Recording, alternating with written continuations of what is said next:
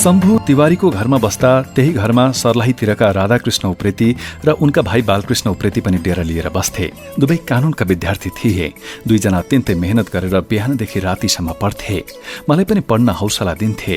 बेला बेलामा घरबाट ल्याएको खाजा र चिउरा खान दिन्थे। उनीहरूको कामलाई मैले सघाइदिन्थे। त्यसबापत मलाई धेर थोर पैसा पनि दिन्थे। त्यो पैसाले कापी कलम किनेको थिएँ मैले। बालकृष्ण उप्रेती र राधाकृष्ण उप्रेतीलाई यही किताब पढ्ने पाठक सोल्टी होटलको ट्रेड युनियनको अध्यक्ष सूर्यबहादुर कुँवरले पाटनको न्यायाधीशमा बालकृष्ण र नवलपरासीको न्यायाधीशमा राधाकृष्ण हुनुहुन्छ भन्ने जानकारी दिनुभयो। उहाँहरू दुवैका सम्पर्क नम्बर न्यायाधीश टेकनारायण कुँवरबाट लिएर कुराकानी गरे। मैले उहाँहरूलाई 40 वर्ष अघिको याद स्मरण गराएँ। उहाँहरू खुसी हुनुभयो र सम्मानजनक रूपमा कुराकानी गर्नुभयो। यस्तै तिता मिठा अनुभव सँगाल्दै शम्भु तिवारी कहाँ बसेर मैले 6 कक्षासम्म पढेँ। 2033 देखि 2035 सालसम्म म दिल्ली बजारमा बसेँ। त्यहाँ काम गर्न मलाई रमाइलो लागेको थियो। सबैले माया गर्थे। घरमा धेरै सदस्य थिए। सबैले काम अराएर मलाई 2-5 रुपियाँ दिइरहन्थे। त्यसबाट मलाई कापी कलम किन्न सहयोग हुन्थ्यो। एक दिनको कुरा हो, 6 कक्षा पास गर्नुभन्दा 2 महिना अघि गाउँबाट ठुली आमाको छोरा आएका थिए। उनले मलाई एक दिन भने, "धत, यस्तो ठाउँमा पनि काम गर्छन्? अलिक हुने खाने सम्पन्न घरमा पो काम गर्नुपर्छ। ल, म तँलाई जरसाब कहाँ काम लगाइदिन्छु, हिँड।" उनले कमल पोखरीको एउटा सम्भ्रान्त परिवारमा लगे। कमल पोखरी स्थित उक्त घर पूर्व मन्त्री एवं कूटनीतिज्ञ डाक्टर भेषबहादुर थापाको बुबा जनरल नूरबहादुर थापाको रहेछ। ठूलो बुबाको छोराले त्यो घरका मालिकलाई चिनेका भने रहेनछन्। सोझै मलाई त्यहाँ लगेर यहाँ काम पाइन्छ हजुर भनेर सोधे। खै के कुरा मिलाएर मलाई त्यो घरमा काम मिलाइदिए। खासमा उनको दाउ मसँग भएको पैसा फत्काउनु रहेछ। काम लगाइदिए बापत उनले मसँग भएको 10-15 रुपियाँ र केही सामान लिएर आफ्नो बाटो लागे। म चाहिँ ट्याङ्का र झोलाका साथ त्यही जर्नेलको घरमा बस्न थाले। भेषबहादुर थापा त्यति बेला महाराजगञ्जमा बस्नुहुन्थ्यो। कमल पोखरीको घरमा बाबु जर्नेल भुइँतलामा बस्नुहुन्थ्यो भने उहाँका अर्का छोरा दीपक बहादुर थापा माथिल्लो तलामा बस्नुहुन्थ्यो। मलाई चाहिँ छोरा दीपक बहादुर कहाँ राखिएको थियो। त्यही घरमा एकजना गोर्खातिरका हरि घिमिरे नामको मान्छे पनि बस्थे। ती मान्छे चुरोट खाँदा रहेछन्। उनले मलाई एकसरको तानेर त हेर, जाडोमा तातो हुन्छ भन्दै चुरोट खान सिकाए। पुसमाघको जाडोमा सिमेन्टको ट्याङ्की भित्रको पानीमा काम गर्नुपर्दा हात कक्रक्कै पर्थ्यो। चुरोट खाएपछि सब ठिक हुन्छ भनेकोले मैले चुरोट तान्न सिकेँ। जरसाबको घरमा माल बोरो जस्तो ब्रान्डेड चुरोट खान्थे। ती गोर्खालीले माल बोरोको ठुटो संकलन गरेर राखेका रहेछन्। मलाई पनि त्यही ठुटो चुरोट खाने बानी पर्यो। जरसाबको घरमा काम गर्न थालेपछि पनि मैले केही समय विजय स्मारकमै पढेँ। त्यहीँबाट 6 कक्षा पास गरेँ। पास भएको खुसियालीमा आफूसँग भएको केही रुपियाँले चकलेट किनेर दीपक बहादुर थापालाई लगेर दिएँ। उनका 2 छोरीमध्ये एउटी ज्ञानेश्वरको इन्टरनेसनल स्कुलमा र अर्की सेन्ट मेरिजमा पढ्थिन्। उनीहरूलाई लिन जाने काम मैले गर्नुपर्थ्यो। मैले चाहिँ राम्ररी पढ्नै पाउँदिनथेँ। विजय स्मारकमा पढ्दा मलाई सजिलो थियो। सबै साथीहरू चिनेका थिए र पढ्ने हौसला पनि मिलेको थियो। मलाई वीर बलभद्र कुँवरको सन्तान भनेर मान सम्मान पनि गर्थे, हौस्याउँथे पनि। म हरेक क्षेत्रमा नेतृत्व लिन अघि सर्थे।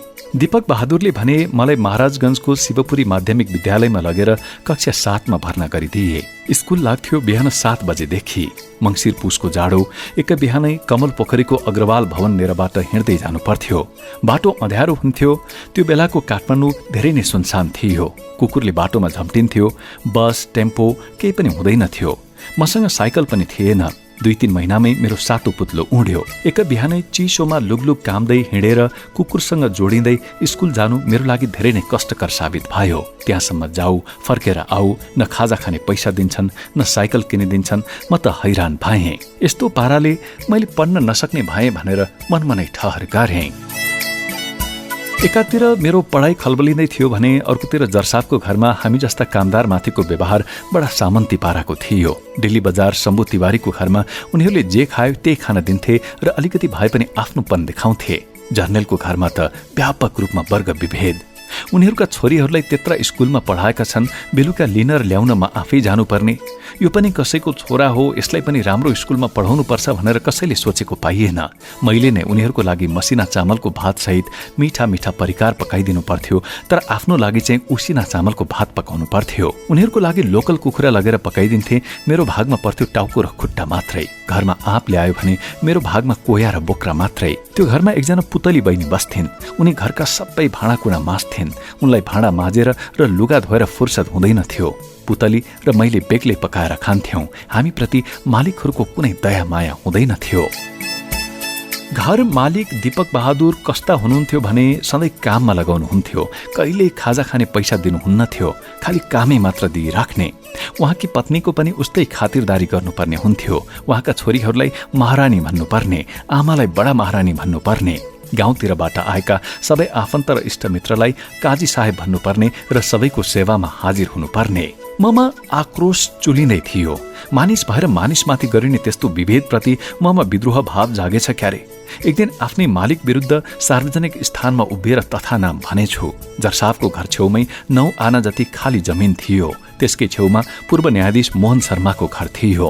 मैले त्यही जमिननेरको पर्खालमा उभिएर दीपक बहादुर थापाले आफूमाथि गरेका अन्यायका सारा कुराहरू कराएर भन्न थाले। खान पनि नदिने, हेप्ने, खाली दुःख मात्रै दिने भन्दै मनमा लागेका सारा कुराहरू भन्न थाले। मैले कराउँदै त्यसो भनेको दीपक बहादुर थापाकी श्रीमतीले सुनिरहनु भएको रहेछ। 2-3 दिन त केही भन्नु भएन। एक दिन बेलुका दीपक बहादुरले मलाई भन्नुभयो, तारा त एउटा काम गर, त त्यो डिलमा गएर यो कुरा ठुल्ठुलो स्वरमा भन्छ बाबु। मैले पर्खालमा उभिएर उहाँको विरोधमा जे भनेको थिएँ त्यही भन भनेर मलाई दीपक बहादुरले भनेपछि म कालो निलो भइहालेँ। तर तैँले किन त्यसो भनिस् भनेर गाली चाहिँ गर्नु भएन। मैले भनिहालेँ दीपक बहादुरको परिवार बासमती चामल खान्थ्यो, हामीलाई उसिना चामल दिइन्थ्यो। सैन्य परिवार भएकोले उनीहरूलाई उसिना चामल सित्तैमा आउँथ्यो। दीपक बहादुरको घराना बुबा जर्नेल, ससुरा जर्नेल, ज्वाइँ मेजर, परिवार नै सेनामा भएकोले त्यो घरमा उसिनाको चामल टन्नै आउँथ्यो। शक्तिशाली परिवार थियो त्यसबेला उहाँको परिवार। दाइ त मन्त्री नै थिए। हुन त दीपक बहादुर सहयोगी स्वभावकै थिए। बाबुकोमा काम गर्ने हरि घिमिरेसँग झगडा हुँदा मेरो पक्षमा बोलिदिनु भएको थियो। ज्योति दुलै साहब जर्नेल रायमाझीको प्यारी छोरी थिइन्। उनलाई जीवनमा काम गर्ने मान्छे कहिले खाँचो भएन। काम गर्ने मान्छेको खाँचो भएर आफैले काम गर्नु परेको भए हामी जस्ताका समस्या उनलाई पनि थाहा हुन्थ्यो होला। पछि घर छोडेर निस्कने बेलामा दीपक बहादुरले साइकल किनिदिन्छु भनेर फकाए, तर म बसिन। त्यही ताकाको कुरा हो, मैले अर्को एउटा सांकेतिक विद्रोह गरेँ। कमल पोखरीमा दीपक बहादुर थापाको घरको छेउमै तत्कालीन गृह सचिव शेरबहादुर शाहीको घर थियो। उहाँको घरसम्म जाने बाटो त्यति बेला पिच गरिएको थियो। सचिव भइसकेपछि अलिक अर्धवयस्क उमेरमा उहाँको विवाह भएको रहेछ। उहाँको घरमा काम गर्ने पनि 4-5 जना मान्छे थिए। शेरबहादुर शाही दिनभरि कार्यालय जानुहुन्थ्यो। उहाँको घरमा काम गर्ने एकजना दिलीप भन्ने केटोसँग मेरो बेला बेलामा भेट हुन्थ्यो। म दिउँसो पढ्न जान्थेँ, दिलीप चाहिँ जाँदैनथे। एक दिन मैले दिलीपलाई भने, ए दिलीप, त पनि पढ्न जानु पर्यो हिँड, तेरो मालिकसँग कुरा गर। दिलीपले साँझ आफ्नो मालिकसँग पढ्ने कुरा गरेछन्, तर मालिकले मानेनछन्। भोलिपल्ट आएर दिलीपले साहुले पढ्न नदिने कुरा सुनाए। बिचरालाई काममा मात्रै लगाउने, पढ्न नदिने गरेको देखेपछि मलाई झनक्क रिस उठ्यो। गृह सचिव शेरबहादुरले अन्याय गरेको भन्ने मलाई लाग्यो। त्यो कलिलो केटोमा त्यस्तो विद्रोही चेत कसरी पलाए कुन्नी। मैले उनको समर्थनमा शेरबहादुर शाही मुर्दाबाद, दिलीप जिन्दाबाद, शेरबहादुर शाही मुर्दाबाद भनेर शाहीकै घरको पर्खालमा उभिएर 10 पटकसम्म उफ्रिँदै कराएँ। मेरो त्यो सांकेतिक विरोधले काम गरेछ क्यारे, एक खालको राजनीति नै भइदियो। मैले त्यसरी नारा लगाएको कुरा कसो कसो मालिकको कानमा पनि पुग्यो होला। 4-5 दिनपछि दिलीपलाई नजिकैको कुनै स्कुलमा भर्ना गरिदिएको खबर पाएँ। मलाई एकदम खुसी लाग्यो। गृह सचिव जस्तो मान्छे मलाई पक्राउ गरेर बेपत्ता पार्दिन पनि सक्थे, यातना दिएर जेलमै सडाइदिन पनि सक्थे। धन्न केही गरेनन्। दीपक बहादुरको घरमा बस्दाखेरिकै प्रसङ्ग हो। एक दिन खाना पकाउने जिम्मा दिएर उहाँहरू कतै बाहिर घुम्न निस्कनु भयो। दिउँसो अचानक जिरा मसला सुकाएको नाङ्लो घोप्टियो। मसला भुइँभरि भयो। भुइँमा अलिअलि बालुवा र माटो रहेछ। मलाई केलाउनकै झन्झट भयो। त्यस्तो बेलामा कस्तो बुद्धि आयो, आखिर खलमा मसला पिस्नु परिहाल्छ। त्यही बेलामा बेसरी पिस्ने हो भने बालुवा पनि पानी जस्तै भइहाल्ला, किन केलाइरहने। यही सोचेर भुइँबाट उठाएर हर्लिक्सको बट्टामा जिरा राखेँ। बेलुका तरकारी पकाउँदा त्यही जिरा फलामको ओखलमा बेसरी पिसेँ, अनि त्यही मसला हालेर बेलुकाको तरकारी बनाएँ। दाल, बन्दाको तरकारी, आलुको भुजिया र अचार ठिक्क पारेँ। साँझ दुलै साहब फर्केर घर आउनु भयो। तारा, खाना तरकारी पकाइस् त बाबु? दुलै साहबले सोध्नु भयो। पकाएँ हजुर, मैले भने। स्मार्ट छ यो तारा, उहाँले भन्नुभयो। घरका सबैलाई खाना पस्केर दिएँ। खाना थालेपछि जति चपायो त्यति नै किरकिरी। होइन है तारा, तरकारीमा के हालिस् तैँले? बालुवै बालुवा छ त। सबैले खाना खान छोडे। त्यसपछि मैले दिउँसोको घटना जम्मै बताउँदै भने, हजुर यत्रो दुःख गरेर पहिलेभन्दा डब्बल समय लगाएर ओखलमा पिसेको हजुर, बालुवा त पानी जस्तो भयो होला भनेको त दाँतमा लाग्दो रहेछ हजुर। मेरो कुरा सुनेर सबै आश्चर्यचकित भए। एक दिन कुकुरलाई सुई लगाउन टेकुको भेटनरी अस्पतालमा पुगेको थिएँ। त्यहाँ गाउँका थुप्रै दाजुभाइहरूसँग भेट भयो। हामीभन्दा अग्रज ठुला दाईहरू टेकुमा ठेलागाडा तान्दा रहेछन्। उनीहरूले मलाई देख्न साथ भन्न थाले, ए तारा हेर, अंशको बात वंशले जानेको हुन्छ। काठमाडौँमा बसेपछि घरमा खेतीपाती गर्नेलाई के दिनु पर्दैन? मेरा मालिक दीपक बहादुर थापाले मलाई महिनाको जम्मा 5 रुपियाँ दिन्छु भनेका थिए। टेकुमा भेट भएका दाजुहरूको त फुर्ती नै बेग्लै, टन्नै कमाउँदा रहेछन्। खसीको भुटन, सेलरोटी र चिया खाएर शानले बसेका रहेछन्। मलाई त होटलमा भुटन, चिया र सेलरोटी खान पाइन्छ भन्ने थाहा पनि थिएन। कमल पोखरीमा त्यति बेला मोमो पसल चाहिँ खुलेको थियो। गाउँका दाजुभाइहरूको खुवाई देखेर म त दङ्गै परेँ। ठेलागाडामा शानसँग बसेका, स्वतन्त्र र बिन्दास तरिकाले कोही हाँसिरहेका छन्, कोही जुम्रा मारिरहेका। मैले जस्तो ठुटो चुरोट होइन, पुरै सिङ्गै खिल्ली तानिरहेका। आफ्नै संसारमा मस्त, म त अरूकोमा कमारो बसेको, कहीँ जाउँ भन्न पनि नपाइने। उसिना चामलको भात खानुपर्ने। मलाई लाग्यो अर्काको घरमा बिहान 5 बजेदेखि उठेर के दुःख गर्नु। हामीभन्दा ठुला काका दाजुहरूले यही ठेला ठेलेर खुसी साथ जीवन बाँचिरहेका छन् भने म किन अरूको घरमा काम गरेर पढ्नु पर्यो? हुन त नयाँ स्कुलमा साथीहरू कोही चिनेका थिएनन्। घरमा गृह कार्य गर्न पाइँदैन थियो। बिहान जान आउनु पनि सकस। कक्षा 7 मा 2-3 महिना पढेपछि मैले पढाइ पनि छोडिदिएँ।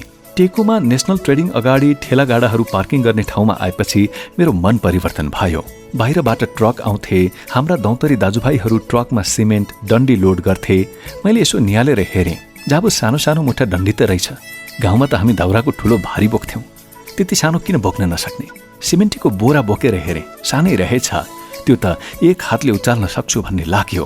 मन एकोहोरियो, पढ्न मन लागेन। मसँग 25 रुपियाँमा किनेको एउटा ट्याङ्का थियो। म तरकारी किन्न जाँदा 5-10 पैसा नाफा राख्थेँ। त्यसबाट सङ्कलन भएको पैसाबाट त्यो ट्याङ्का किनेको थिएँ। ट्याङ्कामा मैले आफ्नो सामान हालेर त्यो घरबाट हिँड्ने तर्खरमा लागेँ। 19 महिनाको 95 रुपियाँ तलब मैले पाउनुपर्ने थियो। त्यसमा 5 रुपियाँ थपेर कम्तीमा 100 रुपियाँ त दिनुपर्थ्यो। त्यो पनि दिएनन्। 95 रुपियाँ नै दिए। निस्कने बेलामा मेरो ट्याङ्का खानतलासी गर्नु पर्यो भनेर दुलै साहेबनीले भन्न थाल्नु भयो। पहिले नै भिन्नै बस्नुपर्छ भनेर 10 रुपियाँ र आलु प्याज सङ्कलन गरे बापत पाएको गाली र झापडले मलाई पुगिसकेको थियो। मैले कुनै सामान त्यसरी गलत ढङ्गले सङ्कलन गरेको थिइनँ। तैपनि दुलै साहेबनीले ट्याङ्का खोलेर एक खान तलासी गर्नुभयो। केही फेला नपारेपछि उहाँले भन्नुभयो, ओहो तारा, त मान्छे बडा इमान्दार रहेछस् हेर। यस्तो इमान्दार मान्छे किन जान्छस् त? बस है बस। मैले मानिनँ। आफ्नो ट्याङ्का बोकेर जर्नलको घरबाट हिँडे। हिजो आज पनि म उहाँहरूको घरमा जाने गर्छु। तारा, त परिश्रमी मान्छे होस्, तँलाई हामीले चिन्न नसक्या हो भनेर भन्नुहुन्छ उहाँहरूले मलाई पढ्ने वातावरण बनाइदिएको भए मैले धेरै पढ्न पाउँथेँ। मैले पढ्न नखोजेको पनि होइन, मलाई पढ्न रहर नभएको पनि होइन। असाध्यै रहर थियो, तर पढ्ने वातावरण नै पाइनँ। त्यसपछि मेरो जीवनले अर्कै मोड लियो। दीपक बहादुर थापाको घरबाट बिदा मागेपछि म एक प्रकारले स्वतन्त्र भएको थिएँ। त्यहीबाट मेरो जीवन श्रमको महासागरमा हेलिएको थियो। पढाइ होइन, परिश्रमको बाटोमा म अघि बढेँ। शिक्षा होइन, सङ्घर्षको मार्गमा म होमिएँ। ज्ञान योग होइन, कर्मयोगको पथमा लम्किएँ। मलाई अझै सम्झना छ, दीपक बहादुर थापाको घरबाट बिदा मागेपछि आफ्नो सानो ट्याङ्का बोकेर म हिँड्दै हिँड्दै ब्रह्मटोल पुगेको थिएँ। त्यहाँ गएर गाउँले दाजुभाइहरूलाई भेटेँ। उनीहरू एउटा गल्लीको घरमा बस्दा रहेछन्। कोठामा झ्याल पनि थिएन, पुरै अन्धकार। यसो हेरेको सुँगुरको खोर जस्तो लाग्यो। बोरा ओछ्याएर सबै लहरै त्यहीँ सुत्दा रहेछन्। कोठा देखेरै मलाई सकसक लाग्न थाल्यो। कतै मैले गल्ती त गरिन भन्ने भयो। दीपक बहादुर थापाले पछिल्लो समय दाजुभाइ जस्तै आफ्नोपनको व्यवहार गरे पनि मेरी छोरीहरूको विवाह र राम लक्ष्मणको व्रतबन्ध लगायत शुभ कार्यहरूमा आउने जाने जस्ता काम गर्नुभयो र आत्मीयता पनि बढ्यो। किताब विमोचनको बेला पनि मैले बोलाएको थिएँ, तर के कारणले हो खै आउनु भएन। किताब उहाँलाई घरैमा पुर्याइदिएँ र बानेश्वर हाइटमा रहेको डाक्टर भेषबहादुर थापाको घरमा पनि पुर्याइदिएँ।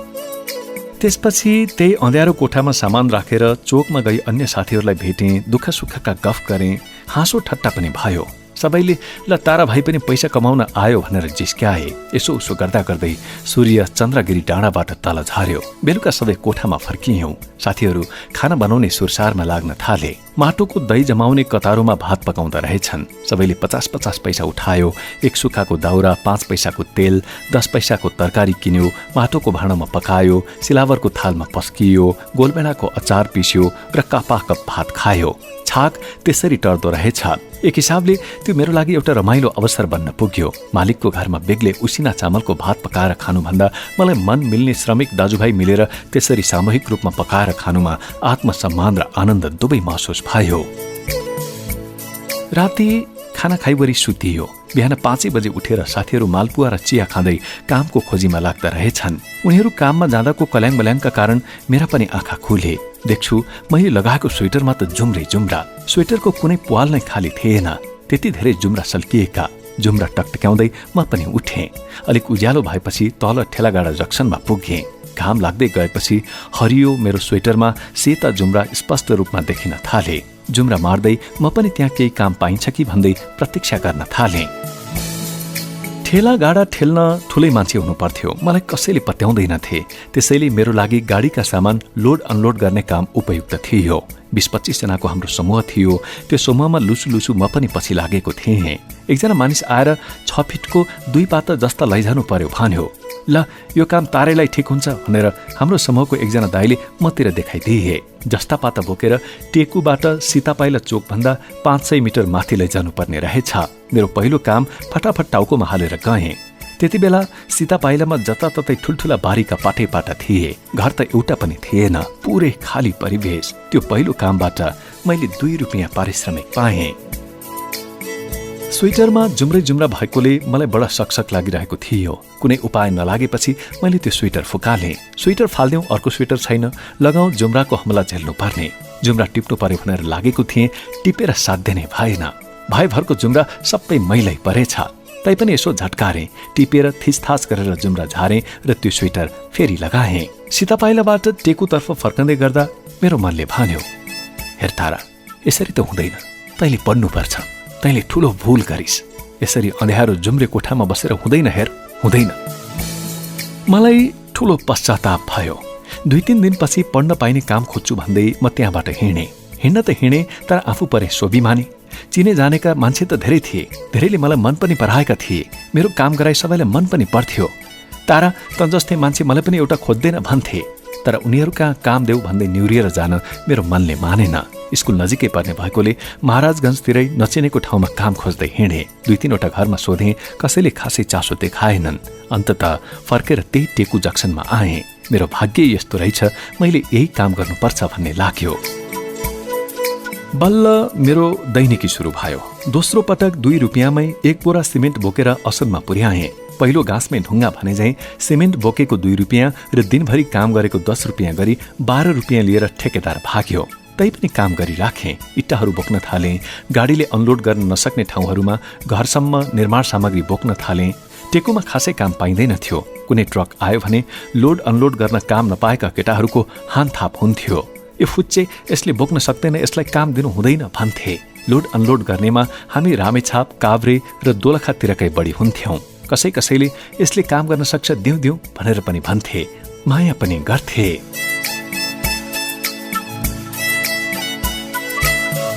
कतिपय काम जोखिमपूर्ण नै हुन्थ्यो। एकपटकको प्रसङ्ग हो, एउटा समूहमा सिसा अनलोड गर्ने काम पर्यो। बालुवाटारमा रसियन राजदूतावास निर्माण हुँदै थियो। हामी सिमेन्टदेखि सिसासम्म सबै अनलोड गर्थ्यौं। सिसा अनलोड गर्दा माथिबाट हल्नेले हाम्रो टाउकोमा राखिदिएपछि हामीले टाउकोमा बोक्दै त्यसलाई भित्र गोदामसम्म पुर्याउनु पर्थ्यो। एकपटक एउटा सिसा बोक्दा पक्लक्कै भाँचिएर मेरो गोडा काट्यो। त्यो सिसा अनलोड गर्नै सकिएन।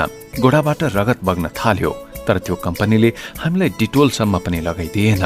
त्यति बेला रुस आफूलाई समाजवादी मुलुक, गरिब तथा सर्वहारा श्रमिक वर्गको देश भनेर विश्वभरि फुर्ती लगाउँथ्यो। तर उसकै दूतावास निर्माणका लागि सिसा बोक्ने क्रममा एउटा गरिब देशको श्रमिक घाइते हुँदा केही पनि हेरेन। भोलिपल्ट वीर अस्पताल गएर 9 वटा टाँका लगाउनु पर्यो। करिब 1 महिना जति थलै पारे। थला पर्दा ब्रह्मटोलको अन्धकार कोठामा बस्नु पर्यो। त्यो पनि मेरा लागि धेरै नै पीडादायी अनुभव रह्यो। लोड अनलोडको कामबाट आजित भएर एक दिन आफूभन्दा अग्रज दाजुहरूलाई भने मैले, तिमीहरूले मात्रै ठेलागाडा ठेल्ने, म पनि ठेल्छु। आफू सानै भए पनि मैले ठेलागाडा ठेल्न थालेँ। मैले पहिलो पटक ठेल्न थालेको ठेला चाहिँ एकजना ज्यापु दाइको थियो। उनलाई गाउँबाट ल्याएको 1 हर्लिक्स घिउ दिएर पट्याएको थिएँ। दिनको 10 रुपियाँ ठेक्कामा लिएर उनको ठेला चलाउन थालेँ। 2वटा ह्यान्डल भएको त्यो ठेला अर्को तर्फबाट धकेल्न रामेछापतिरका एकजना साथीलाई साझेदार बनाए। 10 रुपियाँ भाडा तिरेर पनि मसँग दिनको 15-20 रुपियाँ कमाइ हुन्थ्यो। जर्नेलको घरमा त्यति दुःख गरेर मासिक 5 रुपियाँ कमाउने मान्छेलाई दिनकै 15-20 रुपियाँ कमाउनु ठुलै कुरा भयो। मेरो फुर्ती अब बढ्दै जान थाल्यो। ठेला ठेल्नु सजिलो काम भने थिएन। सामान लोड गरेर लैजाँदा उकालो बाटोमा ठेला फर्किएर आफैलाई च्याप्ला भन्ने जोखिम हुन्थ्यो। त्यसरी ठेला उल्टो फर्किएर पल्टिने खतरा पनि हुन्थ्यो। त्यस्तो बेला बाटोमा हिँड्ने कतिपय धर्मात्माले उकालोमा ठेल्न सघाइदिन्थे। मेरो ठेला ठेल्ने साझेदार रामेछापतिरको छेत्री केटा थियो। त्यसै गरी पशुपति केसी जो अहिले काठमाडौँतिरै छन्, उनीसँग मिलेर पनि मैले ठेला ठेल्ने काम गरेँ। अर्का रामप्रसाद चापागाई पनि मेरो गाडा ठेल्ने साझेदार भए। गोविन्द खत्री, हाम्रै गाउँको हजुरबुवा पर्ने कुँवर कान्छाले पनि मसँग साझेदारी गरेर ठेला ठेले, जसलाई म कहिले भुल्न सक्दिनँ। त्यति बेला हामी 5-7 जना साथीहरू मिलेर एउटा कोठा लिएका थियौं। ब्रह्मटोल, लगन, युमत टोल आदितिरै हुन्थे हाम्रा कोठाहरू। कोठा भनेको उही खड्गीहरूको भुइँकल जहाँ 20 जनासम्म बस्थे। हरेक 5-6 जनाको एउटा चुलो हुन्थ्यो। त्यस्तो चुलो नै 5-7 वटा हुन्थे। मलाई सम्झना छ, हामी खड्गीहरूको घरमा कोठा लिएर बसेका थियौं। घरधनी बसन्त शाही निकै धार्मिक प्रवृत्तिका मान्छे हुनुहुन्थ्यो। उहाँकी दिदी दुर्गा शाहीको त्यही नजिकै चुरोटको पसल थियो। उहाँ पनि बडो धर्मात्मा। ती घरधनीबाट हामीले निकै सहयोग पायौं। उता टेकु जक्सनतिर हामी कृष्ण लामिछाने, पुरुषोत्तम लामिछानेको पसलमा भेला भएर काम गर्थ्यौं। उहाँहरूलाई सबैले माइला र कान्छा बाजे भनेर चिन्थे। उहाँहरूबाट आर्थिक काममा त्यति सहयोग नभए पनि हामीलाई उहाँहरूको परिवारले राम्रै मान्थे।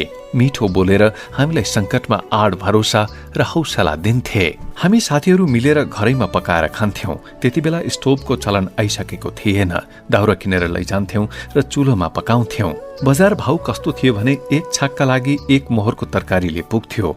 तेल 10 पैसाको, दाउरा 1 सुकाको। साना साना मुठा दाउरा हुन्थे। मन्सुली चामल 4 रुपियाँ किलो थियो। मसुरको दाल 1 सुका या 1 मोहरको लैजान्थ्यौं। हामीलाई 1-1.5 रुपियाँ तिरेपछि छाक पुग्थ्यो। बजार भाउ सस्तै थियो। होटलमा खाजा खाँदा चियाको 25 पैसा पर्थ्यो। ससानो सेल रोटी गोटाको 10 पैसा पर्थ्यो। हामी एकैपटक 10 वटा सेल खान्थ्यौं र अगाइहाल्थ्यौं। ब्रह्मटोल, ह्युमत, लगन एरियामा कसैको घरमा प्राय बाथरुम थिएन। दिशा गर्न विष्णुमती खोलाको किनारमा जान्थ्यौं। ओहो, त्यहाँ त दिशा बस्नेहरूको लस्कर नै हुन्थ्यो। आइमाई, केटाकेटी, पुरुष सबै हुन्थे। बिहान उठ्यो, खोला किनारमा गयो। सबैले सबैलाई देख्ने, कसैलाई कसैको लाज नहुने अवस्था। कहिलेकाहीँ केही साथीहरूको त चप्पल पनि हुँदैन थियो। विष्णुमती किनारको फोहोर टेकेर आएको गोडा सोझै कोठासम्म पुग्थ्यो। धुनलाई पानी हुँदैन थियो। यसो पुसपास गरेर भित्र पस्थ्यौं। दुखी जिन्दगी थियो, तर त्यो दुःखमा पनि हामीलाई आनन्द थियो। हामी दुखी त थियौं, तर खुसी पनि थियौं। हामी बस्ने कोठा बुइगलमा हुन्थ्यो, जहाँ नुहाउने ठाउँ हुँदैन थियो।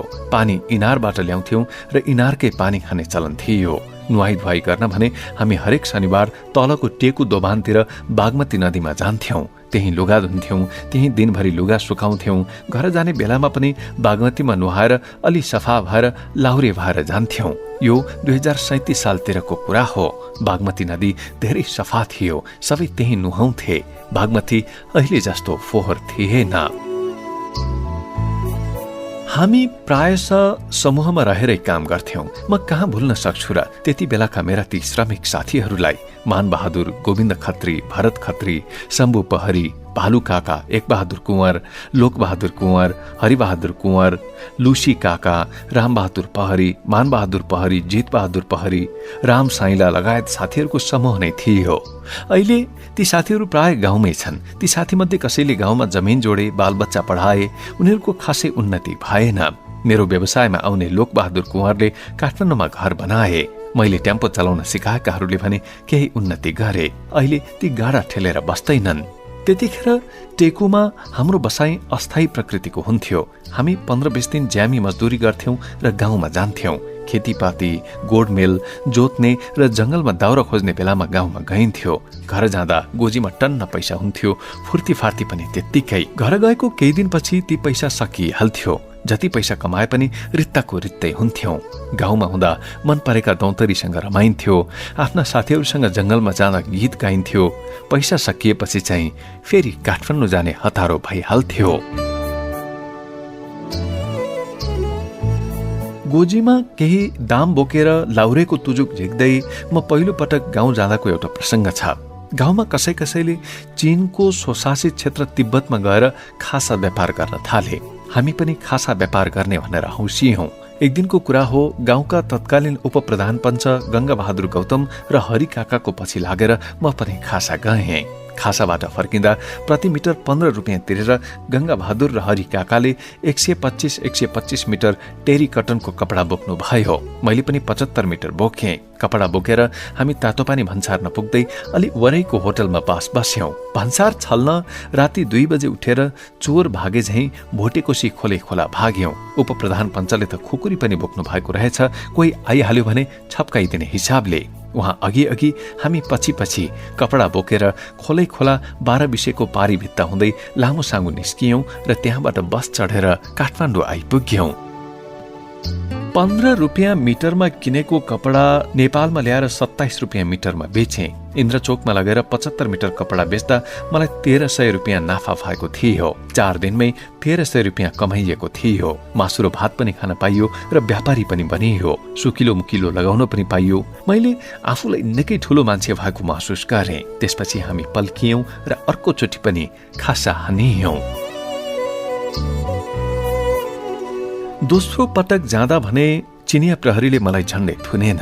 के भयो भने मितेरी पुल तरेर गएपछि खासा छिर्नु अघि नै त्यहाँ एउटा पुल रहेछ। त्यहाँ चिनिया सेना बस्दा रहेछन्। हामी खासाबाट कपडा किनेर आयौं। मैले त्यो पुलमा बसेर 5 मिनट जति यताउता हेरेँ। तल खोलामा इन्द्रेणी परेर पुरै आगो बलेको जस्तो देखिन्थ्यो। त्यहाँ के देखिँदो रहेछ भनेर मैले पुरा निहालेर हेरेको थिएँ। चिनिया सेनाको एउटा जवान रिसाउँदै मेरो सामु आए। उनले मलाई बन्दुकको कुन्दाले हिर्काउँदै खै के भन्न थाले। च्याउ च्याउ च्यु यस्तै के भन्न थाले। मेरो त सातो पुतलो नै उड्यो। साहब मबाट गल्ती भयो साहब, माफ पाउँ साहब, मैले भने। चिनिया सेनाले मेरो भाषा बुझ्दै बुझेनन्। मैले पनि उनको कुरा बुझिन। केही बेरमै नेपाली भाषा जान्ने चिनिया सेना आए। उनले मलाई हप्काएको गरे झैं भने, के हेरेको यहाँबाट तल हेर्दा रिङ्गटा लागेर खस्छन् मान्छे। यहाँबाट हेर्नु हुँदैन भन्ने तिमीलाई थाहा छैन? मैले आफूलाई त्यसबारे केही थाहा नभएको बताएपछि ती सेनाले आफ्ना साथीलाई भने, यसलाई केही पनि थाहा रहन्छ, जान्नु छोडिदिउँ। त्यो पुलको तल चाहिँ के रहेछ भनेर बुझ्दा कसैले मलाई के बताए भने धार्मिक गुरु दलाई लामा तिब्बतबाट भागेर नेपाल प्रवेश गर्ने बेलामा त्यही पुल मुनिको खोलामा बुद्धका अमूल्य मूर्ति, सुन आदि फालिएका थिए रे। त्यति बेला पुल थिएन। त्यो खोला नाग्ने क्रममा बहुमूल्य चीजहरू त्यहाँ खसेका छन् भन्ने किम्वदन्ती बनेको रहेछ। भाषा पनि नबुझिने चोर भागे जस्तो सामान लिएर राति जंगल भाग्नु पर्ने। मलाई यो काम अब ठिक लागेन। मैले दोस्रो पटक जाँदा आफूलाई चाहिने जुत्ता मात्र किनेर ल्याएँ। जब 75 मिटर कपडा बोकेर चोर भागे झैं डाँडा काँडा भाग्नुको साटो काठमाडौँमै ज्यामी काम ठिक छ भन्ने ठहर गरेँ र घर आएपछि काठमाडौँ प्रस्थान गर्ने तयारी गरेँ। त्यति बेला काठमाडौँ फर्किँदा आफ्नै उमेर समूहका केही साथीहरूलाई तिमीहरू पनि काठमाडौँ जानुपर्छ, लाउरे बन्नुपर्छ भनेर फकाएर ल्याए। दोलाल घाटमा उनीहरूको लागि 3 मोहरको नाम्लो किनिदिए। उनीहरूलाई लोड अनलोडको काममा लगाउने उद्देश्य लिएको थिएँ। म त उनीहरूको नेता भएछु। काठमाडौँ आएपछि राति कहीँ खोज्दा पनि बास पाइएन। बल्ल एक ठाउँमा एक रातको लागि बास त पाइयो, तर घरबेटीले राति नै भाडा मागे। म त नेता बनेको मान्छे सिधै भनिदिए, तपाईलाई भाडा भोलि दिउँला हामी, अहिले हामीसँग पैसा छैन। मिजासिलो ढङ्गले भनेको भए मान्थे होलान्, तर मैले तपाईको पैसा दिइहाल्छौ नि, खान्छौ र पनि भनेर अलि नमिठे बोलेछु। ती घरबेटीले रिसाउँदै, ल माफाका तिमीहरू यहाँबाट गइहाल भनेर राति नै हामीलाई निकाल्दिए। बास बस्ने ठाउँ भएन।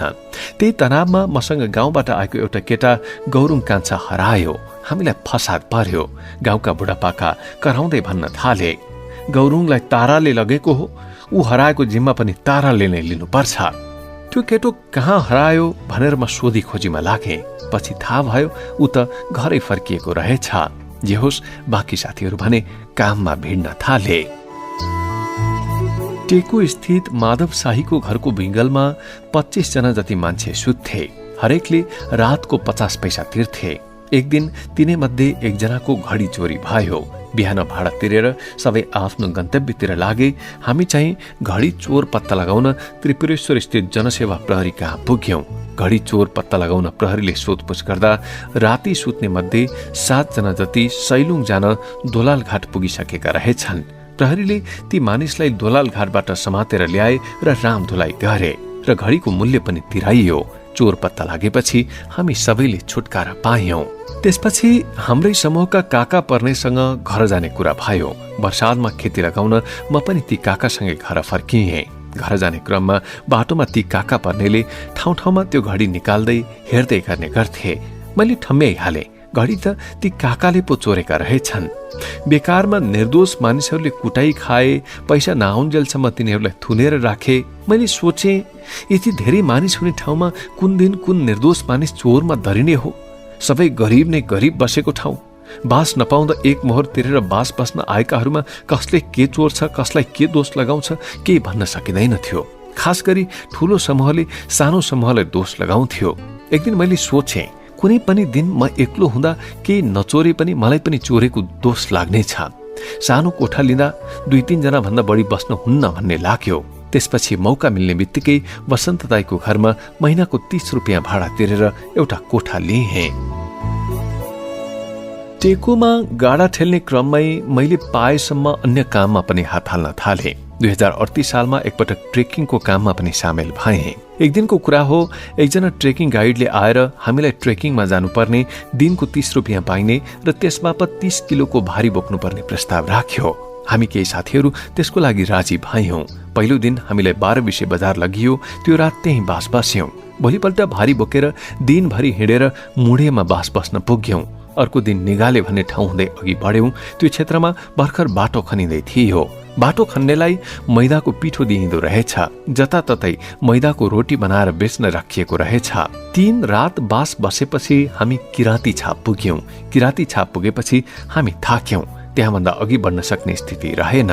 साउन भदौको भेल भएको हुँदा झरी परेको थियो। जुकाले टोकेर हैरान पार्यो। हाम्रा साथीहरू बिरामी पर्न थाले। कोही पनि त्यहाँबाट अगाडि जान नसक्ने भए। हामीलाई पैसा चाहिँदैन भन्दै भोलिपल्ट बिहानै किराँती छापमा सबै सामान बुझाएर ज्याला पनि नलिकन हामी फर्केर आयौं। त्यसरी ट्रेकिङको अनुभव पनि गरियो। ठाउँ ठाउँमा बास लाउने, बास बसेको ठाउँमा नाचगान गर्ने र गीत गाउने आदि चाहिँ गरियो। त्यो यात्रा पनि बिर्सन नसकिने रह्यो। फेरि काठमाडौँ फर्केपछि मेरो ध्यान ठेलाबाट रिक्सातर्फ मोडियो। 1 वर्ष ठेला ठेलेपछि रामेछापतिरका साथीहरूलाई समेटेर रिक्सा चलाउनतिर लागे। प्लेटफर्म रिक्सा ल्याएँ। प्लेटफर्म रिक्सा कस्तो भने मान्छे बस्ने नभई भारी हाल्ने मात्रै हुन्थ्यो। पछाडि सामान लोड गरेर पाइडल मारेर चलाउने त्यो रिक्सा त्यति बेला निकै प्रचलनमा थियो। त्यो रिक्सा कस्तो थियो भने उकालोमा ओर्लेर मरिमरि ठेल्नु पर्थ्यो। ओह्रालोमा चाहिँ चढेर मजाले सर र हावा खाँदै गुड्न पाइन्थ्यो।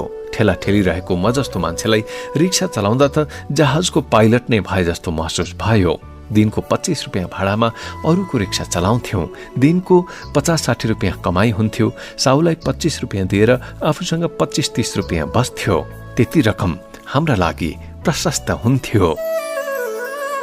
प्लेटफर्म रिक्सा चलाउँदै जाँदा म बिस्तारै श्रमिकबाट व्यापारी बन्न पुगेँ। मेरो आर्थिक उन्नतिको त्यो एउटा टर्निङ पोइन्ट थियो। त्यो कसरी भयो भने लगनटोलमा उत्तिसको समिल थियो। त्यहाँ काठ चिर्ने क्रममा काठको धुलोको थुप्रो लागेको हुन्थ्यो। समिलका मालिक त्यो काठको धुलो कहाँ फाल्ने भनेर चिन्तित थिए। काठको धुलो खातमाथि खात लागेर बसिरहेको हुन्थ्यो। ममा एउटा विचार फुर्यो। हामीले दिल्ली बजारमा बस्दा भुसे चुलोमा भात पकाएका थियौं। हामी त्यति बेला विभिन्न ठाउँमा भुस लिन जान्थ्यौं। मलाई लाग्यो काठमाडौँमा भुसको माग बढ्दैछ र त्यसलाई बेच्न सकिन्छ। एक दिन गएर बोरामा भुस फाले। मिलका मालिकले फाल्ने ठाउँ नपाएकोले सुरुमा मलाई सित्तैमा भुस दिए। 30 पाथीको बोरामा भुस भर्थे। एउटा रिक्सामा 7-8 वटा बोरा लादेर म शहरतिर निस्कन्थे। लगनबाट नरदेवी, काठमाडौँ गणेशस्थान, असन हुँदै म काठको धुलो आयो भन्दै कराउँदै हिँड्थे। म आएको देखेपछि घरका झ्यालहरूबाट साउनीहरू नेवारीमा सिंछु वाला काठको धुलो आयो भन्दै कराउँथे र मेरो रिक्सानेर गृहिणीहरूको भिड नै लाग्दथ्यो। त्यो भुस म प्रति बोरा 7 रुपियाँमा बेच्थे। गृहिणीको भान्सा समय बोरा पुर्याइदिन्थे। कसैले त खाजा खाएर जाऊ पनि भन्थे। सित्तैमा आएको भुस बेच्दा एकपटकमा 40-50 रुपियाँ कमाउँथे। म बिहान 1 रिक्सा र बेलुका 1 रिक्सा भुस बेच्थे। त्यसरी म दिनमै 80-90 रुपियाँ कमाउने भएँ। दिनभरिमा आराम गर्थे र बिहान र बेलुका भुस बेच्न निस्कन्थे। म त सानोतिनो व्यवसायी नै भइसकेको थिएँ। हुँदा म बिहान 2 ट्रिप र बेलुका 2 ट्रिप बेच्न थालेँ।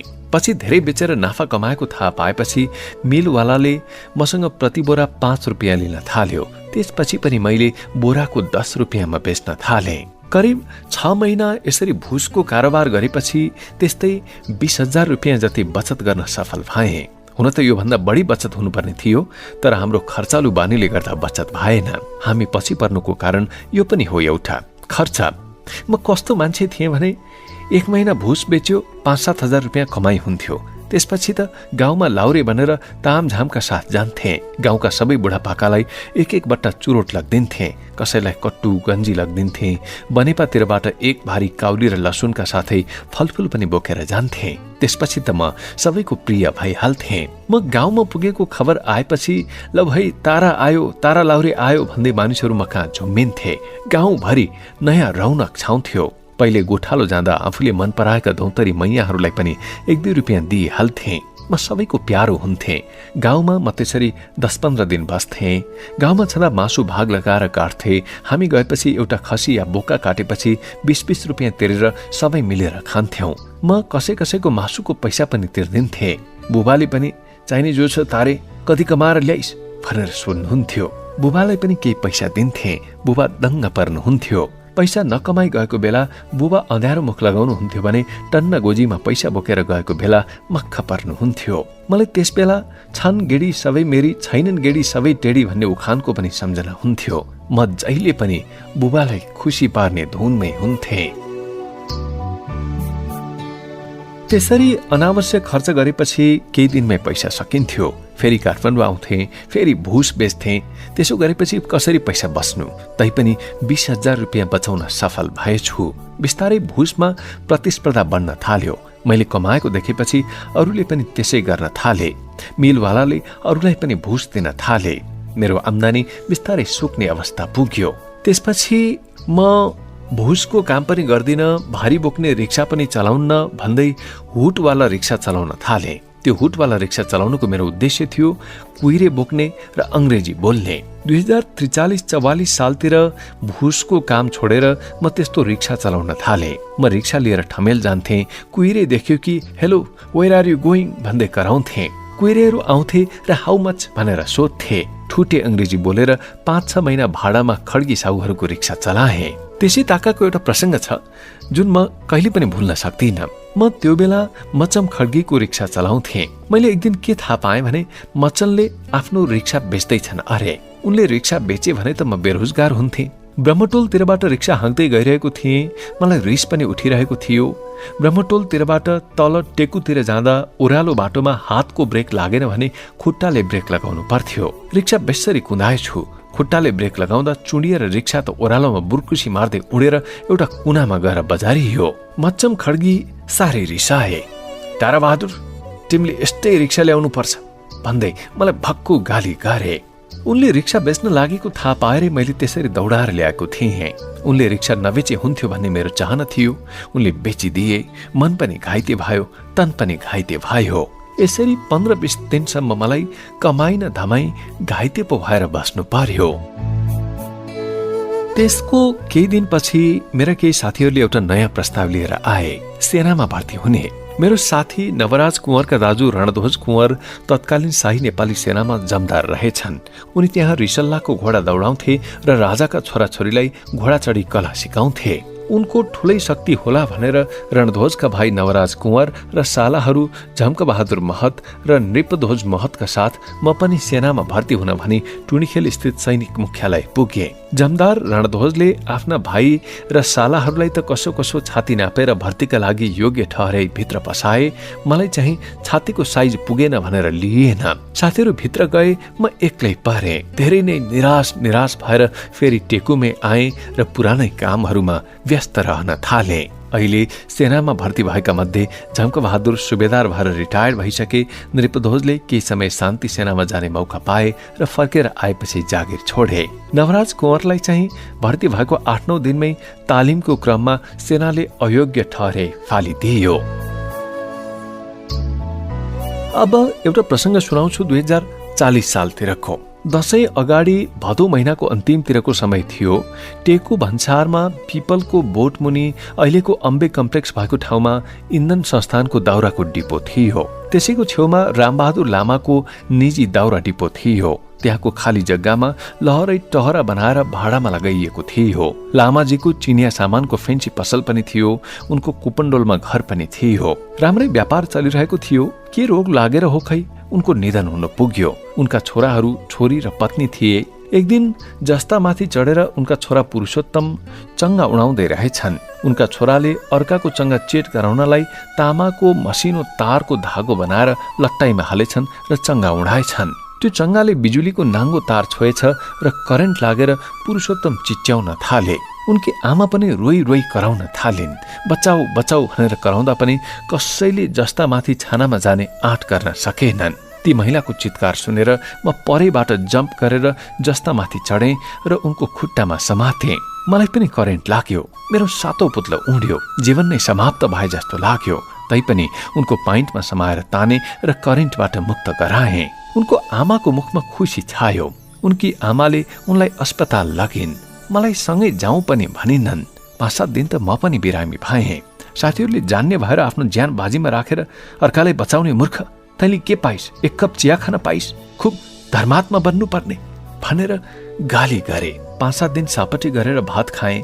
ती घाइते पुरुषोत्तम भाइको 2वटा औँला त्यति बेला काटिएको थियो। अहिले के छ मलाई थाहा छैन। 2 महिनापछि उनको दोकानमा गएको थिएँ। बाबु तिमीलाई जे परे पनि सहयोग गर्छु भन्थिन् पहिले। ती दिदीले आशीर्वाद चाहिँ धुमधामले दिइन्। पति बितेको पीडा पनि थियो।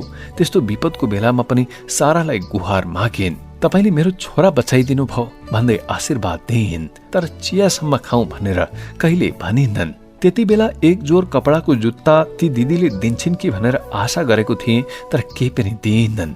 मुख खोलेर माग्न मैले पनि सकिन। अभावले भरिएको जिन्दगी थियो। त्यसैले पनि आश लागेको थियो।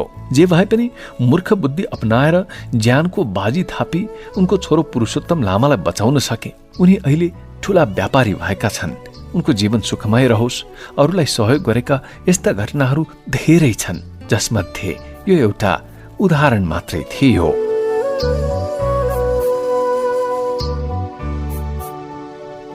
तीन ताका हाम्रा साथीहरू आफ्नो कोठामा पुगेर जुटपत्ती काडपत्ती भन्ने तास खेल्थे 10-5 रुपियाँको। उनीहरूले खेलेको हेर्दा हेर्दै मलाई पनि खेल्न मन लाग्यो। कसैले टन्नै पैसा जितेको देखेपछि मैले पनि जित्छु कि क्या हो भनेर एक दिन खेलेको थिएँ। त्यस दिन मैले 300 रुपियाँ हारेँ। त्यत्रो पैसा हारेपछि मलाई असाध्यै पीर पर्यो। मसँग जम्मा 50-60 रुपियाँ मात्र बाँकी रह्यो। मनमा नै ठहर गरेँ मैले, अब म मुगलान जान्छु, यहाँ बसेर हुन्न। कालीमाठी चोकमा वीरगञ्ज र हेटौँडा जाने ट्रकहरू लाग्थे। अगाडिको सिटमा बस्यो भने 8-10 रुपियाँ भाडा लिन्थे। पछाडिको बढीमा बस्यो भने 5 रुपियाँ तिरी पुग्थ्यो। म त्यही ट्रकको पछाडि बसेर हेटौँडा पुगेँ। हेटौँडामा एकजना फुपू दिदी हुनुहुन्छ भन्ने थाहा थियो। बल्ल बल्ल कोठा पत्ता लाग्यो। दिदीका श्रीमान कार्की थर्का हुनुहुन्थ्यो। उहाँ रामचेबाट पथलैयाको भित्रपट्टि महेन्द्रनगरमा बसाइ सर्नु भएको थियो। त्यहाँ चोरी भएर सर्वस्व गुमेपछि फेरि हेटौँडातिर आएर रिक्सा चलाएर गुजारा गरिरहनु भएको रहेछ। म त्यहाँ पुग्दा भिनाजु पहाडतिर जानु भएको रहेछ। रिक्सा घरमै थियो। उहाँकै रिक्सा 3 दिनसम्म चलाएर हेटौँडा घुमे। त्यहाँ 3 दिनमा करिब 60-70 रुपियाँ कमाए। मुगलान जान भनेर हिँडेको मान्छे हेटौँडामा रिक्सा चलाएर हुन्न भन्ठान्दै म दिदीसँग बिदा मागेर वीरगञ्ज पुगेँ। वीरगञ्ज पुगेपछि नेपाल भारत सिमानातर्फ जान टाँगा चढ्ने कि रिक्सा चढ्ने भन्ने कुरा भयो। 1 रुपियाँमा रक्सौल लैजाने कुरा भएपछि म रिक्सामै चढेँ। त्यो रिक्सावालाले मलाई सोझै नलगेर खोलै खोला घुमाएर लग्यो। रिक्सावाला नामुद फटा रहेछ। उसले मलाई एउटा होटलमा लगेर भन्यो, भाई साहब आप बड़ा भला आदमी लगते हैं, हमको कुछ शराब खरीद कर दो न भाई साहब। म हिन्दी जान्दिन थिएँ। 1 रुपियाँ भनेर गएको थिएँ। त्यो रिक्सावालाले 10 रुपियाँको त रक्सी नै खाइदियो। उसले सीमा पारी जाने रुट बताइदेला भनेको त अलि पर पुगेपछि फेरि भन्न थाल्यो, भाई साहब आपने बहुत बढ़िया जुत्ता पहने हैं भाई साहब, हमको दे दो ना भाई साहब। मैले चाइनिज जुत्ता लगाएको थिएँ। अर्को जुत्ता मसँग थिएन। मैले टार्नलाई भने, हिँड नि त हिँड, उता बोर्डरमा पुगेर म अर्को जुत्ता किनौँला, त्यसपछि यो तिमीलाई दिम्ला। धन्न जुत्तासम्म चाहिँ बच्यो। सीमामा पुगेपछि उसले भाडा बापत 1 रुपियाँको साटो 6 रुपियाँ भारतीय रुपियाँ माग्यो। 10 रुपियाँको त रक्सी खाइदियो, भाडा बापत उल्टै 6 रुपियाँ। आफू ठगिएको मलाई स्पष्ट बोध भयो। 1 रुपियाँ भनेर आएको, किन दिने 6 रुपियाँ भन्दै झगडा गर्न खोजेँ।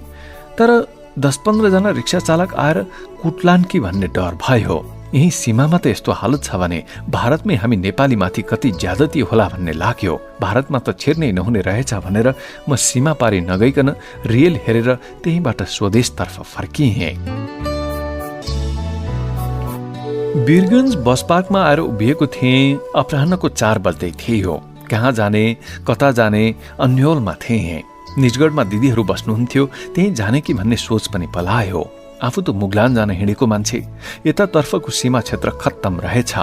अब काँकडभिट्टाको सीमा हुँदै आसाम जानु पर्ला भनेर हिँडे। काँकडभिट्टा जाने बसमा चढेको थिएँ। त्यसले मलाई बागमती नदी नेर लगेर ओह्रालिदियो। खलासी भाइले यहीसम्म मात्रै हो यो बस, अर्को गाडीमा जानुस् भनेर 8-10 रुपियाँ भाडा लिएर मलाई ओह्रालिदिए। रातिको 9 बजेको थियो। कता जाने भन्ने अन्योल रह्यो।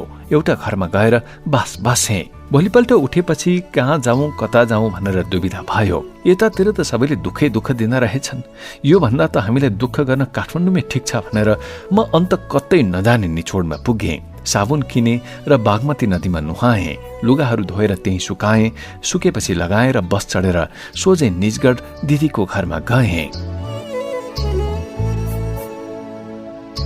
अभागीलाई जहाँ गए पनि शास्ति। दिदीलाई सन्चो रहेनछ। महिनावारी पनि भाइकी रहेछ। ढिँडो पनि आफैले पकाएर खानु पर्यो। दिदीलाई चुरोट र बिस्कुट लगिदिएको थिएँ, दिएँ। दिदीको घरबाट पानी लिन आउन पुरै 4 घण्टा लाग्दो रहेछ। पानी पनि बोकिदिएँ। 1 रात त्यही बसेँ। गर्मी असाध्यै थियो, खाएको पनि नपच्ने। दिदीको दुःख देखेपछि जग्गा जमिन मात्र भएर नहुने रहेछ, तराईमा झन् दुःख रहेछ भन्ने लाग्यो। दिदी कहाँबाट 2-4वटा मेवा र 4-5वटा उखुका टुक्रा बोकेर म काठमाडौँ जान हिँडे। 2 रुपियाँ तिरेर निजगढबाट पथलैया पुगेँ। पथलैयाबाट खाद्य संस्थानको एउटा खाद्यान्न बोकेको ट्रक आयो। शिवरात्रिको बेला थियो। भारतीय र नेपालको तराईका तीर्थालुहरू पशुपतिको दर्शन गर्न भनी त्यही ट्रकमा आउँदै रहेछन्। म पनि त्यसैको छातमा पुगेँ। ती तीर्थालु आफू जस्तै मनकारी होलान् भनेर उनीहरूलाई आफूसँग भएको उखु र मेवा दिएँ। उनीहरूले खाए, तर उनीहरूले आफूहरूले खाजा खाँदा भने मलाई व्यवस्था गरे। उनीहरू कस्ता कन्जुस थिए भने मलाई आफूहरूले ल्याएको रोटी समात्न त दिए, तर पछि खाने बेलामा भने मलाई पनि रोटी देलान् भनेको त उनीहरू आफैले मात्रै खाए। यिनीहरूको धर्म कर्म भनेको सब पाखण्ड रहेछ। यिनीहरूमा दया माया करुणा केही पनि रहेनछ भन्ने लाग्यो। म आफू गिरेर कतै केही नमाग्ने स्वभावको थिएँ, उनीहरूसँग पनि मागिन। गाडी बाइरोडको बाटो हुँदै सिमभन्ज्याङ पुगेपछि चालकले चिया चमेनाका लागि रोके। मसँग चिया खाने पैसा थिएन। भाडा भने मैले अर्को तरिका लगाएर तिरेको थिएँ। मसँग 35 रुपियाँ पर्ने एउटा डटपेन थियो। डटपेनमा घडी पनि थियो। मैले त्यो डटपेन कन्डक्टरलाई दिएँ। भाडाको लागि त्यसैले काम गर्यो। भारतबाट आएका तीर्थालु भनाउँदाले चिया नास्ता के खाए, म चाहिँ छतबाट ओर्लिएन। चालकले देखिरहेका रहेछन्, दया लागेर होला चिया खाना आऊ भाइ भनेर बोलाए। मैले खान्न भने उनलाई के लागेछ कुन्नी, म पैसा तिर्छु आऊ चिया खाना भनेर भनेकाले म झरेर चिया खाना गएँ। त्यत्तिकै भरमा भोकभोकै काठमाडौँ आइपुगेँ। अब स्वदेशमै बसेर के गर्छु भनेर मुगलान भाषिने सपना पनि त्यागिदिएँ। टेकुमा बस्दाकै अर्को एउटा प्रसङ्ग पनि म भुल्न सक्दिनँ। एक दिन एकजना मान्छेले लुगा बेच्न ल्याएका थिए। हामी नयाँ लुगा किन्न सक्दैनथ्यौँ। त्यो मान्छेले सस्तोमा कपडा बेच्न ल्याएको थियो। मैले उसँग सेतो jeans pant, shirt, T shirt आदि कपडा जम्मा 30 रुपियाँमा किनेको थिएँ। पछि के थाहा भयो भने ती कपडा चोरीका रहेछन्। त्यो कपडा लगाएर हिँड्दा एक दिन एकजना मान्छेले मलाई सोध्यो, भाइ तपाईँले यो लुगा कहाँ पाउनुभयो? हजुर मैले किनेको हो दाइ, मैले भने। एकजना मान्छेको यस्तो कपडा हराएछ भाइ, तपाईँले यो कपडा लगाएर हिँड्नुभयो भने तपाईँलाई पक्राउ गर्न सक्छ तत्काल पुलिसले, होस् गर्नुहोस्। उसको कुरा सुनेर म स्तब्ध भएँ। त्यो मान्छेले त्यसो भनेपछि म डराएँ। कतै चोरीको बात लागेर जेल जानुपर्ने त होइन भनेर मैले ती कपडा लगाउनै छोडिदिएँ। मलाई कपडा बेच्ने मान्छेलाई म खोजिराखेको थिएँ। ऊ हेटौडामा रिक्सा चलाउँदो रहेछ भन्ने खबर पाएँ। एक दिन उसलाई भेटेरै भने, ए मलाई चोरेको सामान भिडाउनु तैँले? तपाईँले त मैले चिनिनँ नि, उसले भन्यो। हेटौडामा उसलाई कुट्ने कुरा पनि भएन। त्यो किस्सा त्यत्तिकै सकियो। एकपटक काठमाडौँबाट लाहुरे भएर घर फर्किँदा चेहरे भन्ने ठाउँमा हामी 12-13 जनाको समूह ओर्लियौँ दशैं मान्नको लागि। मेरो गाउँबाट भाइ ध्रुव लगायत गाउँकै मेरी दौतरी मैया पनि हाम्रो सामान बोकेर सघाउन आएका रहेछन्। चेहरेमा खाजा खायौँ र तुइन चढेर सुनकोशी तर्यौँ। तुइन तार्ने माझीसँग विवाद पर्यो। भाइ ध्रुव 13 वर्षको थियो। माझीले हरेकलाई तुइन तारेको 50 पैसा माग्यो। मैले यति सानो मान्छेको पनि भाडा लिने हो भनेर भने र पैसा दिन मानिन र हामी घर गयौँ र दशैं मनायौँ। दशैं मनाएर काठमाडौँ फर्किने बेलामा फेरि त्यही तुइन चढ्नु पर्थ्यो। तुइनमा गएर बसेँ। अरू सबैले ती माझीले तार्यो तर मलाई भने तारी दिएन। ऊ तै होइनस् अस्ति मलाई एक मोहर नदिने भनेर रिसायो। बिहान 10 बजे पुगेको थिएँ। बेलुकी 4 बजेसम्म तारी दिन्छ कि भनेर बसेँ तर माझीले तारी दिएन र अरू मानिस पनि भेटिन। त्यसपछि दोलाल घाट पुग्न नदीको किनारै किनार जान्छु, त्यही 10 किलोमिटर जति त हो नि भनेर फर्किने निधो गरेँ। पुरानो एक मोहर दिन्छु भन्दा पनि तारी दिएन माझीले। केही पर पुगेको थिएँ। चौबासकै समाजसेवी मेरा मामा पर्ने पहिलाका उपप्रधान पञ्च कृष्ण बहादुर पराजुलीसँग भेट भयो। उनले किन सहरबाट यति ढिला र रित्तै आएको भनेर सोधे। मैले माझीले नदी तारी नदिएको कुरा बताएँ। मामाले माझीलाई म भनिदिन्छु भने र उनकै पछि लागेर गए। माझीले त्यही पुरानै कुरा निकालेर नदी नतार्ने बताए तर मामाले निकै फकाइ फुलाइ गरेपछि बल्ल तुइन तारिदिए। दिनभरि बस्दा कुनै पसल नभएको हुँदा त्यहाँ केही पनि खान पाइएन। नदी तरेपछि चौतारो नजिकैको पसलमा चिया र खाजा खायौं। मामालाई धन्यवाद दिएर खाजाको पैसा तिरेर हिँडे। मामा त्यो ठाउँका चर्चित मानिस हुनुहुन्थ्यो। उहाँले कसैलाई अन्याय गरेको सुनेको थिइन।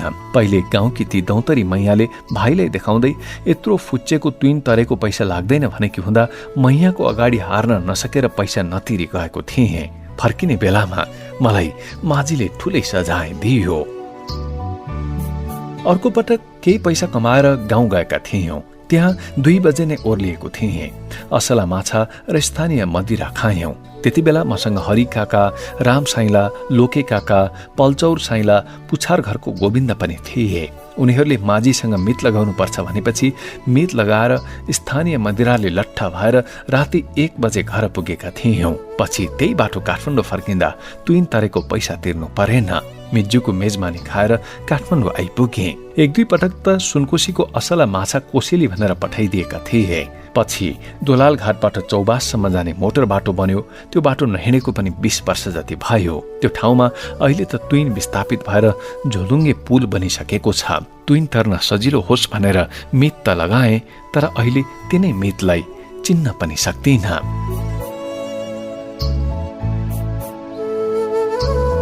अर्को एउटा कथा पनि छ टेकोमा बस्दाकै। हाम्रो हजुरबुबा एउटी आमाको सन्तान, उहाँका भाइहरू चाहिँ अर्कै आमाकी। हजुरबुबाका भाइहरूमध्ये केही भाइहरू मधेसमा बसाइ सर्नु भयो। पथलैयाबाट भित्र महेन्द्रनगर भन्ने ठाउँमा साइला, काइला, कान्छा हजुरबा र मामा छत्रबहादुर बरुवाल बसाइ सरेर जानुभयो भने माइला हजुरबुवा निजगढमा बसोबास गर्न थाल्नु भयो। कमल पोखरीबाट पढाइ छुटेर टेकुमा लोड अनलोडको काम गर्दाका घर फर्किएको बेला मलाई हजुरबुवाका भाइ पदमबहादुर कुँवरले मधेस घुम्न लैजाने हुनुभयो। म पनि ती हजुरबुवाको पछि लागेर हजुरबुवाहरूको बसोबास गर्ने थलो महेन्द्रनगर गएँ। साथमा भालु काका, एक बहादुर कुँवर पनि हुनुहुन्थ्यो। साँझ खाना खाइयो, सुतियो। भोलिपल्ट त्यहाँ बोका काट्ने र दाईहरूलाई सत्कार गर्ने कार्यक्रम रहेछ। मलाई पदमबहादुर हजुरबुवाले प्याच्चसँग त निजगढ जाने होइन तारे भनेर भन्नुभयो। म मधेसमा बिल्कुल नयाँ मान्छे थिएँ। बस नाति खाना खाएर सँगै जाउँला भन्नु त कता हो कता, यताबाट यसरी जा भनेर मलाई ती हजुरबुवाले जङ्गलको बाटो एक्लै पठाउने कुरा पो गर्न थाले। मलाई पनि झोक चल्यो। बोका काटिएको थियो, खान दिनुपर्छ भनेर मलाई धपाउन खोजिएको होला भन्ने ठाने। म पनि कसैसँग नझुक्ने नदब्ने मान्छे थिएँ। म एक्लै त्यहाँबाट हिँडेँ। जङ्गलको बाटो गएको थिएँ। पर्साको पुलमा निस्किनु पर्थ्यो।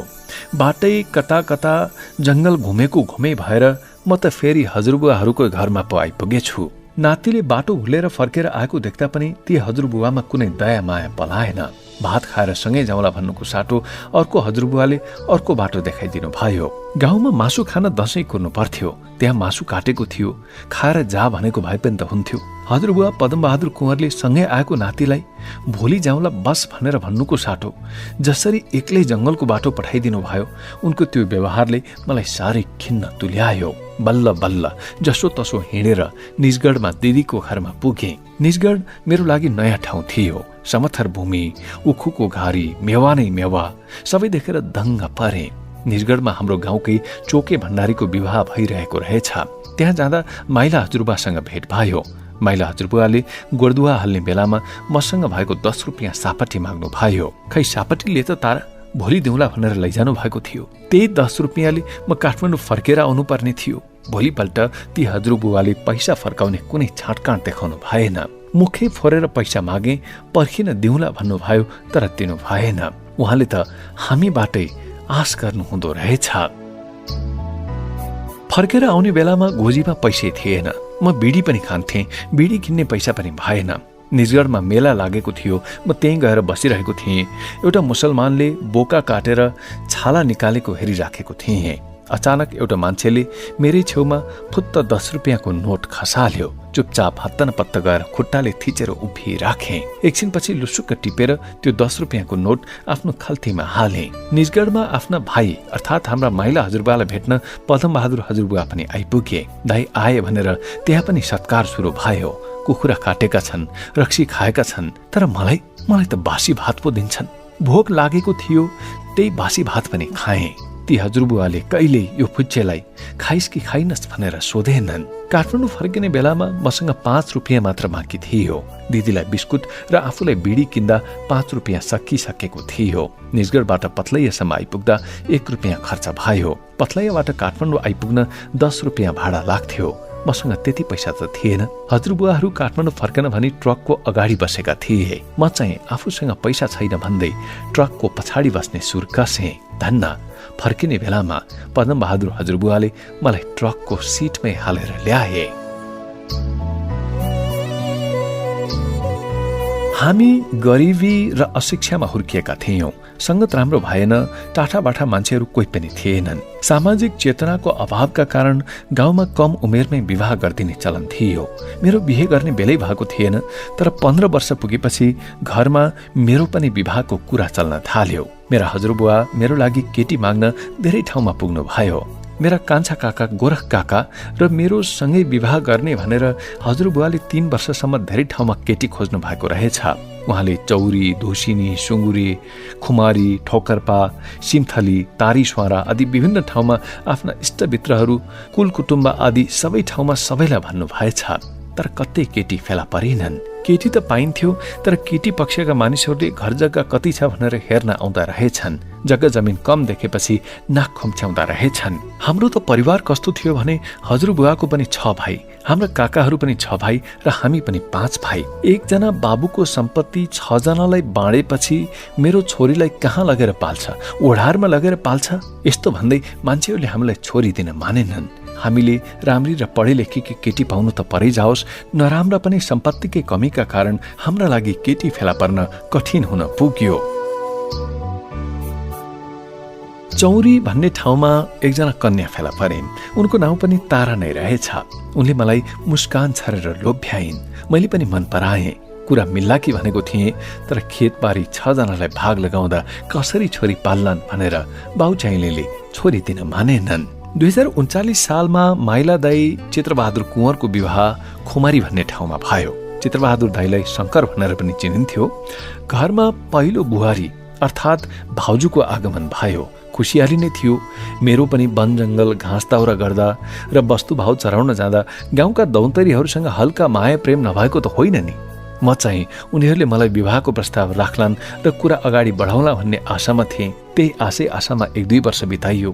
चुरा, धागो, रिबन, चकलेट, बिस्कुट उपहार पनि दिएँ। काठमाडौँबाट लाहुरे भएर गाउँ फर्किँदा मायाको चिनो पनि लैदिएँ। आफूहरूले उनीहरूलाई यस्तो ठाउँ जाउँ, यसो गरौँ या भागेर काठमाडौँ जाउँ भन्ने आँटै आएन। 3-4 जना दौतरी मध्ये एकजनासँग अत्यन्त नजिकको सम्बन्ध थियो। नजिकको भन्नाले उनले पनि मलाई मन पराउँथिन्, मैले पनि उनलाई मन पराउँथेँ। तर मैले प्रस्ताव राख्नै सकिनँ। उनले भन्छन् कि भनेर कहिले मुख खोलिनँ। आफू काठमाडौँतिर काम गर्न आएको बेलामा एक पछि अर्को गर्दै ती दौतरीहरू पनि विवाह गरेर सकिन थाले। सबै प्रयत्नहरू व्यर्थ भएपछि पहरी थर्की एउटा कन्यालाई घिस्याएर घरमा भित्र्याउनु पर्यो भनेर काका र साथीभाइले उक्साए पनि। एउटा मेलामा गएका थियौँ। बाटोमा फर्किँदा लौ यिनलाई घिस्याउँ भनेर भन्न थाले। घिस्याउँ त घिस्याउने ल, मैले के गर्नु पर्यो त नि? मैले सोधेँ। काका र साथीहरूले भने, त केटीको पाखुरामा समात्न, मागी त हामी तानिहाल्छौँ त। गाउँमा विवाह गर्ने उमेर नभए पनि 10-15 वर्ष कटेपछि विवाह गर्न ढिलो भयो भनिन्थ्यो। विवाहका लागि केटी माग्दा नदिएमा घिस्याउने चलन थियो। घिस्याउने भनेको कस्तो भने, मेला जात्रामा जाँदा कुनै केटाले कुनै केटीको हात समातेर तानेपछि त्यो अरूले छोएको मानिन्थ्यो अनि त्यही केटाको घरमा भित्रिनु पर्थ्यो। त्यसैलाई घिस्याएको भनिन्थ्यो। मैले केटीको पाखुरा समातेँ, तर घिस्याउन सकिएन। त्यसलाई घिस्याएको मानिएन। कुरा त्यत्तिकै सकियो, त्यत्तिकै सकियो, त्यत्तिकै सकियो, त्यत्तिकै सकियो, त्यत्तिकै सकियो, त्यत्तिकै सकियो, त्यत्तिकै सकियो।